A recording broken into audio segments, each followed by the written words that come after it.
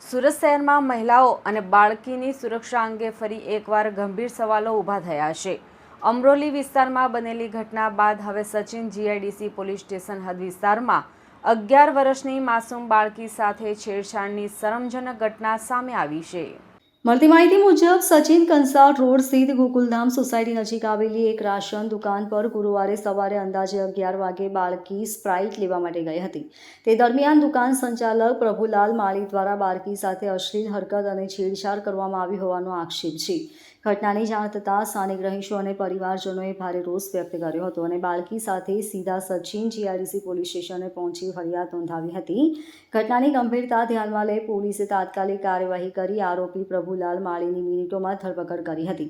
આજે પોલીસે આરોપીને ઘટના સ્થળે લઈ જઈ ક્રાઇમ સીનનું રિકન્સ્ટ્રક્શન કર્યું હતું. દરમિયાન મોટી સંખ્યામાં સ્થાનિક લોકો એકત્રિત થયા હતા અને સુરત પોલીસ જિંદાબાદના નારા લગાવ્યા હતા. પોલીસે સ્થાનિક લોકોને સમજાવ્યું હતું કે જો કોઈ પણ દુકાનદાર અથવા વ્યક્તિ આવી હરકત કરે તો તરત જ પોલીસના ટોલ ફ્રી નંબર પર જાણ કરવી, જેથી કડક કાર્યવાહી કરી શકાય.